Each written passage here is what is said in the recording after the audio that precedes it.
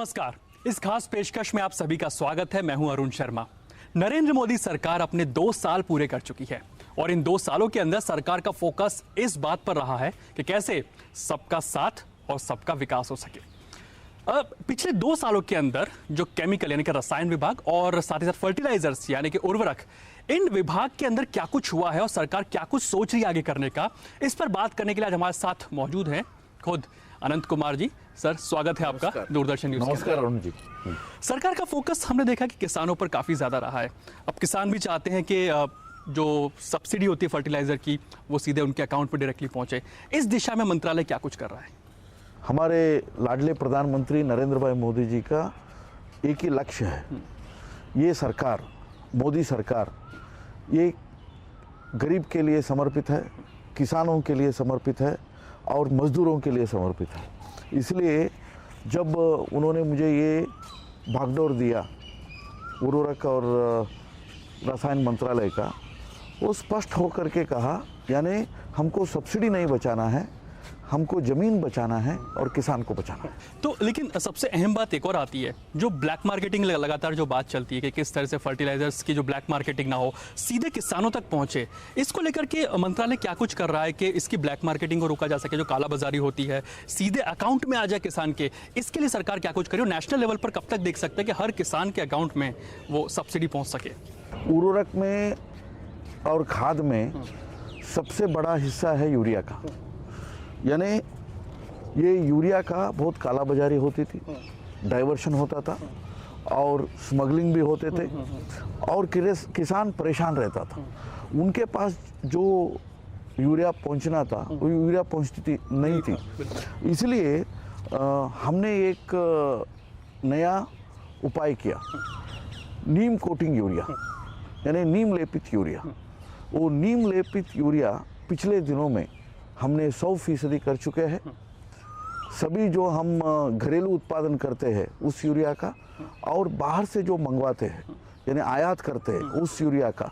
इसलिए आज के दिन में रिकॉर्ड टाइम है, यानी 180 दिन में भारत सरकार ने मोदी जी के विजन के तहत 100% नीम कोटिंग कर दिया। एक बार नीम कोटिंग कर दिया, अभी हमारा यूरिया कोई केमिकल फैक्ट्री में नहीं जाएगा, इस्तेमाल ही नहीं कर पाएगा। वो पूरा यूरिया आज के दिन में किसान के लिए उपलब्ध है। इसलिए कोई क्यों नहीं है, लाठीचार्ज नहीं है, कोई तनाव नहीं है। जितना चाहिए उतना उपलब्धता किसानों के लिए यूरिया का पिछले 2 साल में हो चुका है। मॉनसून भी काफ़ी अच्छा खासा है, आप देख ही रहे हैं, फोरकास्ट यही किया जा रहा है मॉनसून अच्छा खासा है। क्या मान के चले कि पूरा जो डिमांड है जो फर्टिलाइजर्स का, यूरिया का, ये हम लोग घरेलू मोर्चे पर ही पूरा कर पाएंगे? हमने देखा प्रोडक्शन तो काफ़ी अच्छा खासा हुआ है, 245 MT की अगर बात की जाए हुआ है, लेकिन क्या आगे भी इस डिमांड को हम फुलफिल कर पाएंगे?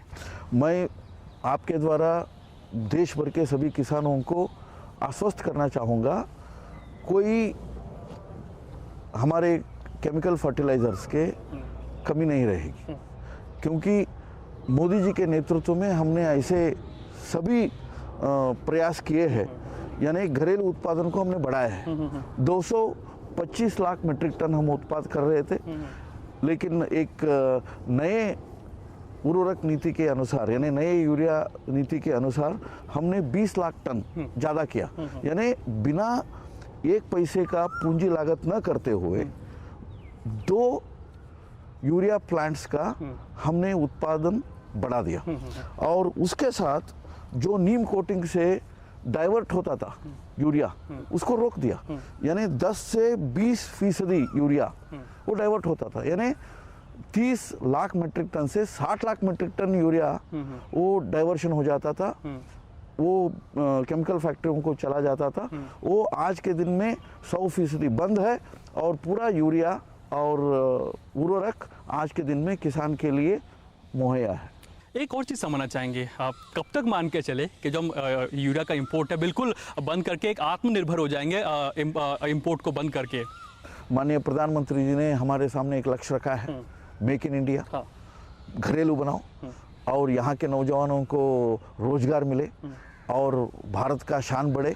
इसलिए अभी जो पिछले 20 सालों से बंद पड़ा था, यानी उत्तर प्रदेश में गोरखपुर हो और बिहार में बरौनी हो और झारखंड में सिंदरी हो और वहाँ सुदूर ब्रह्मपुत्रा में, असम में नामरूप हो, और ओडिशा में तलचेर हो, और तेलंगाना में रामगुंडम हो, ये सारे बंद पड़े हुए कारखानों को, यूरिया कारखानों को, उर्वरक कारखानों को, उसको रिवाइव करने का कैबिनेट ने तय कर लिया है।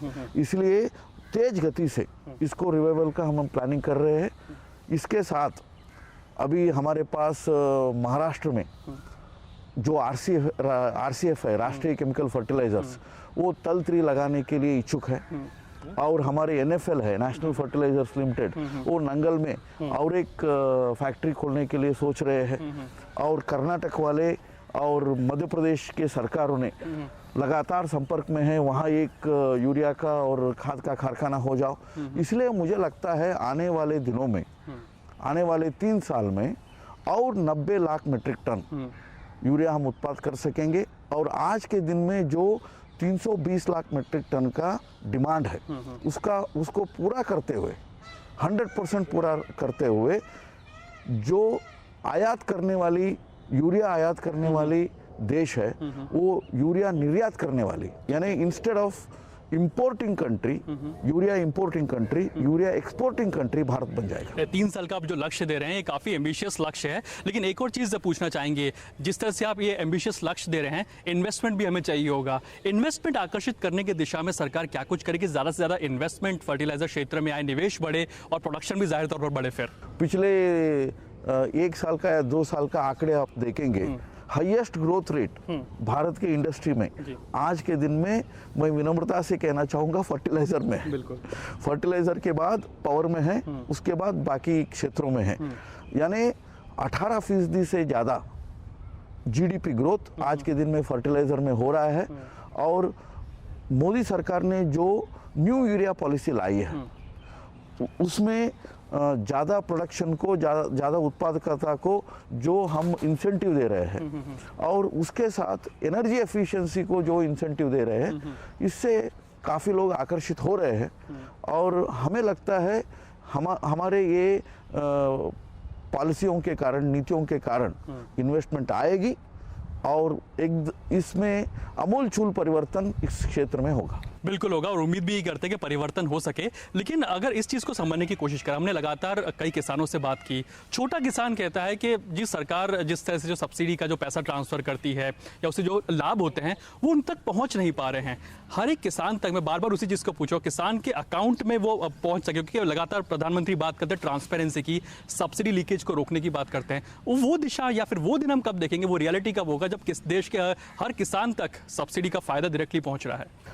इस बजट में हमने एक बहुत अहम कदम उठाया है, यानी जो माननीय मोदी जी हमको कहते हैं डायरेक्ट बेनिफिट ट्रांसफ़र, यानी उसके लिए एक जनधन, आधार और मोबाइल का एक प्लेटफॉर्म भी हो चुका है हमारे सभी किसानों तक। यानी 16 करोड़ से ज़्यादा किसान परिवार है पूरा देश में, वो हर एक किसान परिवार तक हम ये फर्टिलाइज़र का, यानी खाद का सब्सिडी पहुंचाए, और वो उनके चॉइस के अनुसार, उनके इच्छा के अनुसार जो मर्जी वो फर्टिलाइज़र वो खरीदे और उसका इस्तेमाल करे। ये एक सोच है। इस सोच के तहत हमने एक टास्क फोर्स बनाया था, और इस बार के हमारे बजट में माननीय वित्त मंत्री जी ने घोषणा भी कर दी, हम पायलट लेंगे देश भर में 8 जिलों में। हम इसका पायलट प्रकल्प चलाने वाले हैं, और उसका अनुभव देखते हुए हम पूरा देश को इसको लागू करेंगे। इसमें बहुत बड़ी सवाल ये है, यानी जमीन का जो डॉक्यूमेंट्स होना चाहिए, कागजात होना चाहिए, वो उतना मात्रा में उपलब्ध नहीं है। और दूसरा, यदि 50% किसान वो अपने खेती को खेत को खेती करता है, 50 लोग बटाईदार हैं। इसलिए सबको कैसे ये डायरेक्ट बेनिफिट ट्रांसफर हो जाए, ये चुनौती के ऊपर हम काम कर रहे हैं। चलिए, तो उम्मीद करते हैं इस चुनौती को अब पार भी कर पाएं। लेकिन एक और मसला आता है, फर्टिलाइजर्स की हमने बात की, सॉइल टेस्टिंग, सीड टेस्टिंग। ज़्यादातर किसान के पास ये सुविधा मुहैया नहीं हो पा रही है। देश के हर किसान के पास में ये सुविधा हो कि क्या सरकार अब उन किसानों तक पहुंच रही है कि सॉइल टेस्टिंग की सुविधा उन्हें दी जाए, लिटरेट किया जाए उस मोर्चे पर, सीड टेस्टिंग के बारे में बताया जाए। इसको लेकर के किसान भाई क्या सोच रहे हैं इस पर और उन तक सरकार किस तरह से पहुंच रही है? देखिए, जब तक हमारे देश में जमीन के बारे में और खाद के बारे में साक्षरता नहीं बढ़ेगी, जिसको मैं फर्टिलाइजर लिटरेसी कहता हूँ, सॉइल लिटरेसी कहता हूँ, वो नहीं पहुँचेगी तो जितना खाद इस्तेमाल करना चाहिए, कहाँ इस्तेमाल करना चाहिए, किस फसल के लिए इस्तेमाल करना चाहिए, ये हमारे किसान भाई नहीं समझ पाएगा। इसलिए पूरा देश भर में जो केवीके है और कृषि विज्ञान केंद्र है और उसके साथ माननीय प्रधानमंत्री जी ने सॉइल टेस्टिंग लैब के बारे में बहुत बड़ा आज के दिन में उन्होंने एक योजना को लागू किया है। पूरा देश भर में 1200 से अधिक सॉइल टेस्टिंग लैबोरेटरीज हो जाएंगे और हर किसान के पास उनके ज़मीन के बारे में उनको एक प्रिस्क्रिप्शन मिलेगा, वो उस ज़मीन का गुणवत्ता कैसे है और उसके आधार पर कैसे फर्टिलाइज़र और कैसे फर्टिलाइज़र का मिक्स बीज के साथ और बाकी चीज़ों के साथ वो इस्तेमाल करें। मुझे लगता है इसके लिए हमने भी ये सोचा है, यानी अभी आज के दिन में और एक पहल हमने शुरू किया है। कभी भी भारत में जैविक खाद के लिए सब्सिडी नहीं था, बिल्कुल, लेकिन पहली बार देश भर में जो शहरों में और महानगरों में हर दिन तैयार हो जाता है, बनता है, ऐसे कचरे को लेकर के, वेस्ट को लेकर के, सिटी कंपोस्ट, उस वेस्ट को कंपोस्ट करने का, वेस्ट टू कंपोस्ट, ये माननीय प्रधानमंत्री जी का सोच है। उसको बढ़ावा देने के लिए हमने 1,500 रुपए का पर टन का सब्सिडी भी घोषणा कर दिया है। ये पहली सरकार है जिसने कंपोस्ट के ऊपर सब्सिडी देने वाली है। इसको रिस्पांस किस तरह का मिलेगा? क्योंकि स्वच्छ भारत अभियान के तहत है ये, क्योंकि आप कचरे से फर्टिलाइजर बना रहे हैं, तो इसको रिस्पांस किस तरह का मिलेगा? कब तक मान के चले कि ये बढ़ चढ़ करके इसको पूरे देश में इंप्लीमेंट किया जा सके? मुझे लगता है आज के दिन में 3 लाख मीट्रिक टन का उत्पाद है कंपोस्ट का। आने वाले 3 साल में मुझे लगता है हम 30 लाख मीट्रिक टन तक जा सकते हैं और इससे बहुत बड़ा सब्स्टिट्यूशन हो जाएगा यूरिया के लिए। ठीक है, चलिए तो हमने फर्टिलाइजर्स को लेकर के बात की मंत्री जी से। एक छोटा सा ब्रेक लेते हैं और ब्रेक के बाद जानेंगे कि रसायन क्षेत्र में क्या हुआ है, यानी कि केमिकल्स के क्षेत्र में क्या हुआ है, कब तक दवाइयां और सस्ती होंगी और कब तक मान के चले जन औषधि केंद्र है वो और देश भर में बढ़ेंगे। इन तमाम मुद्दों पर बात करेंगे, लेकिन लेते हैं छोटा सा ब्रेक। तस्वीरें जो बयां करती हैं हकीकत, हालात जिनसे जुड़े हैं आपके जज्बात, जुनून जो बदल सकता है देश की तस्वीर, खबरें जो आपके लिए जानना है जरूरी। खबर दिन भर हर शाम 5 बजे सिर्फ डीडी न्यूज पर। सुर्खियों की भीड़ में अहम खबरें, असल मुद्दे जो डालते हैं आपकी जिंदगी पर असर।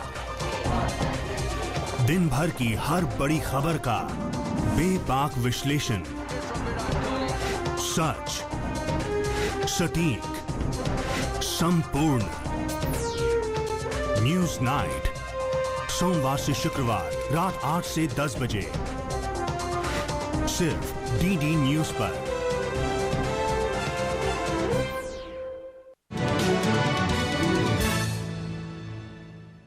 स्वागत है आपका एक बार फिर से हमारी इस खास पेशकश के अंदर। रसायन क्षेत्र भी काफी महत्वपूर्ण क्षेत्र रहा है और इस पर बात करते हैं मंत्री जी से। सर, पिछले 2 साल के अंदर रसायन क्षेत्र में क्या कुछ किया गया जिससे कि आम जनता तक उसका फायदा पहुंचा? देखिए, रसायन और पेट्रो रसायन दोनों अहम क्षेत्र है और दोनों मिला करके 8 लाख करोड़ का पूरा देश भर में उसका टर्नओवर है उस सेक्टर का।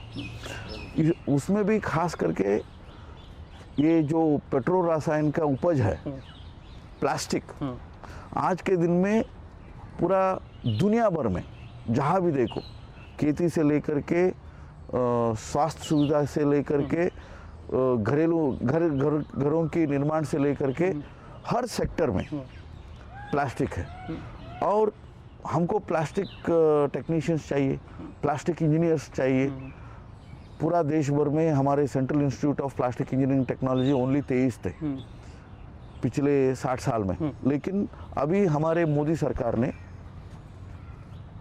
17 अतिरिक्त प्लास्टिक इंस्टीट्यूट बनाने की हमने तय कर लिया है। अभी तक 45,000 प्लास्टिक टेक्नीशियंस और इंजीनियर तैयार होते थे। अभी पिछले 2 साल में वो 65,000 हो चुका है और आने वाले दिनों में 1 लाख का लक्ष्य हम पूरा करेंगे। स्किल इंडिया का एक ताज़ा नमूना है। चलिए, तो स्किल डेवलपमेंट के तहत जाहिर सी बात है रोजगार भी क्रिएट होंगे आपके इस क्षेत्र के अंदर। लेकिन एक और इम्पोर्टेंट क्षेत्र जिस पे लोगों की निगाहें रहती हैं, हम लोग जन औषधि केंद्र के बारे में सुनते हैं, फार्मा प्राइसिंग की जब सीलिंग करते हैं, ड्रग्स की सीलिंग होती है, जो प्राइस की केपिंग होती है उसके बारे में बात करते हैं। पहले जन औषधि केंद्र के बारे में बात कर लेते हैं, क्योंकि काफ़ी इंपॉर्टेंट सब्जेक्ट रहता है। अब जी किस दिशा में माने कि क्या टारगेट्स लेकर के चल रहे हैं कि देश भर में कितने और केंद्र आप खोलने जा रहे हैं इस वित्त वर्ष के अंदर, मान के चले? साथ ही साथ कब तक और भी ज़्यादा दवाइयों को इसके तहत इंक्लूड किया जा सकेगा? भारत में ये औषधि निर्माण, फार्मास्यूटिकल्स और जो मेडिकल डिवाइसेस है, ये एक उभरता हुआ क्षेत्र है। यानी 2 लाख करोड़ का बिजनेस है इस क्षेत्र का। तो हम दुनिया के 215 देशों को एक्सपोर्ट करते हैं, निर्यात करते हैं हमारे भारत के औषध। यानी दुनिया जो गोलियां लेती है, दवाई लेते हैं पूरा दुनिया भर में, उसमें 5 में 1 या 2 गोली वो भारत के हैं। ये हमको गर्व महसूस करना चाहिए। और आज के दिन में हमारे जो गरीब लोगों को, आम जनता को, उनको जो जीवनावश्यक औषधियाँ हैं, दवाइयाँ हैं, उसको उनको पहुंचाने के लिए हमने जनऔषधि का योजना लागू किया है। प्रधानमंत्री जनऔषधि इस बजट में हमने घोषणा की। यानी पूरा देश भर में केवल मात्र 100 केंद्र थे जनऔषधि का। बिल्कुल। अभी प्रधानमंत्री जी ने तय किया है हम 3,000 करेंगे। ठीक है। और 3,000 हो गया, यानी हर तहसील तक एक जनऔषधि का केंद्र हो जाएगा। क्या टारगेट इस वित्त वर्ष का रहेगा या फिर कब तक आपके? इस वित्त वर्ष का 3,000 का है। आगे इसको बढ़ाएंगे अनेकों प्रदेशों से, यानी महाराष्ट्र से हो, मध्य प्रदेश से हो, ऐसे झारखंड से हो, छत्तीसगढ़ से हो, पंजाब से हो, असम से हो, कई प्रदेशों के साथ हम बातचीत कर रहे हैं। उनके साथ हम MOU भी कर रहे हैं। हर सरकारी अस्पताल में, हर सार्वजनिक स्थान पर एक प्रधानमंत्री जनऔषधि होगा। उसमें जो क्रॉनिक डिसीजेस है, यानी डायबिटीज है, ब्लड प्रेशर है, कार्डियोवास्कुलर डिसीजेस है, रेस्पिरेटरी डिसीजेस है, HIV एड्स है, पेन किलर्स है, ऐसे सभी दवाइयाँ, वो जेनरिक दवाइयाँ जो वर्ल्ड हेल्थ ऑर्गेनाइजेशन का स्टैंडर्ड का हो, क्वालिटी का हो, वो सस्ते में मिले। ठीक है। इतना सस्ते में मिले, यदि 100 रुपये बाहर मिल रहा है ब्रांड का दवाई का ब्रांडेड दवाई का दाम है, यहाँ वो 25-30 रुपये में मिले। 70% तक आपको कटौती उसमें मिल रही है। लेकिन एक और चीज़ पे लगातार बात रही है पिछले 2 सालों के अंदर कि फार्मा की क्वालिटी इंप्रूव हो, उसके दाम कम हो सके। इस दिशा के अंदर क्या कुछ सरकार कर रही है कि उसकी जो फार्मा में जो दवाइयाँ इनकी क्वालिटी इंप्रूव हो सके, रिसर्च एंड डेवलपमेंट तो बढ़े ही बढ़े, लेकिन उसके साथ दाम भी कम हो सके? इस दिशा में सरकार क्या कुछ कर रही है? देखिए, यदि फार्मा का क्वालिटी बढ़ना चाहिए, फार्मा का यानी दवाइयों का निर्माण और ज़्यादातर होना चाहिए भारत में, तो उसके लिए हमको फार्मा पार्क्स चाहिए, बल्क ड्रग पार्क्स चाहिए, मेडिकल डिवाइसेस पार्क चाहिए। इसके बारे में पिछले दिनों में कोई सोच नहीं था, लेकिन पिछले 2 साल में हम तय कर चुके हैं इस देश में बल्क ड्रग पार्क हम निर्माण करेंगे। इस देश में 200 फार्मा पार्क्स हम बनाएंगे। इस देश में हम मेडिकल डिवाइसेस पार्क बनाएंगे। और उसके साथ हमारे जो नेशनल फार्मा प्राइस अथॉरिटी है, प्राइसिंग अथॉरिटी NPPA कहते हैं, वो औषधियों का दाम को नियंत्रण करते हैं, वो रेगुलेटर है। उसके तहत जो 3,000 से ज़्यादा दवाइयाँ हैं, उसमें 400 दवाइयों का ही दाम नियंत्रण होता था। लेकिन मैं खुश हूँ ये कहते हुए हमारे जनता को 900 से अधिक दवाइयाँ आज के दिन में जो अति आवश्यक दवाइयाँ हैं, एसेंशियल मेडिसिन है, वो दाम के नियंत्रण में आ चुके हैं, प्राइस कंट्रोल में आ चुके हैं और वो सारे दवाइयों का दाम को हम मॉनिटर कर रहे हैं। चलिए, लेकिन हम न्यूज़ चैनल में, टीवी चैनल में हम लोग ज़्यादातर हेडलाइन सर्च करते हैं। आपने बहुत अच्छी बात बताई कि फार्मा पार्क की बात चल रही है, मेडिकल डिवाइसेस के जो पार्क्स बनाने की बात कर रहे हैं। अगर आप स्टैटिस्टिक्स शेयर करें, कितने पार्क्स खोलने की आप विचारणा करें, कब तक मान के चलिए सब रियलिटी होता हुआ दिखाई देगा? हम 10 फार्मा पार्क खोलेंगे, 3 मेडिकल डिवाइसेस पार्क खोलेंगे और 3 बल्क ड्रग्स पार्क खोलेंगे। अभी महाराष्ट्र, आंध्र प्रदेश, तेलंगाना, गुजरात, कर्नाटक, हिमाचल प्रदेश, ऐसे कई प्रदेश हमारे साथ बातचीत कर रही है वहाँ फार्मा पार्क बनाने के लिए। मुझे लगता है आने वाले 2-3 सालों में ये सारे सपने साकार हो जाएंगे। चलिए, सपने साकार हो जाएंगे, लेकिन एक और लगातार बात चल रही है कि केमिकल क्षेत्र के में एक तो जो यूरिया या फर्टिलाइजर्स में हमने एक पॉलिसी आती हुई दिखी है, यूरिया पॉलिसी। केमिकल क्षेत्र के अंदर भी पॉलिसी की लगातार दरकार है। कब तक वो केमिकल पॉलिसी हम एक रियलिटी साबित होते हुए देख सकते हैं? हम एक राष्ट्रीय केमिकल नीति यानी रसायन नीति बनाए हैं, क्योंकि क्या है, जब हम क्रूड मंगाते हैं उस क्रूड ऑयल को ऊर्जा के लिए इस्तेमाल करते हैं। ऊर्जा ने क्या, यानी पेट्रोल, डीजल, केरोसिन इसमें इस्तेमाल करते हैं। लेकिन आगे उसको यदि लेके जाएंगे, उसका और फ्रैक्शन बनाएंगे, यानी C2, C3, C4 में चले जाएंगे, तो हमको पेट्रो रसायन मिलेंगे। ठीक है। जब पेट्रो रसायन मिलेंगे, उसके साथ पेट्रो कॉम्प्लेक्स बनेगा, क्रैकर यूनिट बनेगी, उससे डाउनस्ट्रीम इंडस्ट्रीज यानी प्लास्टिक और फार्मा इंडस्ट्री हम बना सकते हैं। अभी ओडिशा के पारादीप में और आंध्र प्रदेश के विशाखापट्टनम में, तमिलनाडु के नागपट्टनम में, गुजरात के दहेज में हम पेट्रोलियम इन्वेस्टमेंट रीजन्स, जिसको हम PCPIR कहते हैं, वो हम बना रहे हैं। और पूरा 10 लाख करोड़ का लागत है, यानी 37 लाख नौजवानों को रोजगार मिलेगा और पूरा एक औद्योगिक क्रांति इन क्षेत्रों में हो जाएगी। ये हमारा रसायन नीति का मुख्य उद्देश्य है। अभी दहेज बन चुका है, विशाखापट्टनम बन रहा है, पारादीप भी बन रहा है, नागपट्टनम में शुरुआत हो रही है। चलिए, ठीक है, समय काफी कम है, लेकिन आखिर में आपसे यही समझना चाहेंगे अनंत जी कि 2 साल का लेखा जोखा तो हो गया। ऐसे कौन से काम थे जो अधूरे रह गए इन 2 सालों में, जो आप अगले 3 सालों में पूरा करना चाहेंगे? आपकी प्रायोरिटी लिस्ट की अगर समझने की कोशिश करें, वो क्या कुछ रहेंगे अगले 3 सालों में?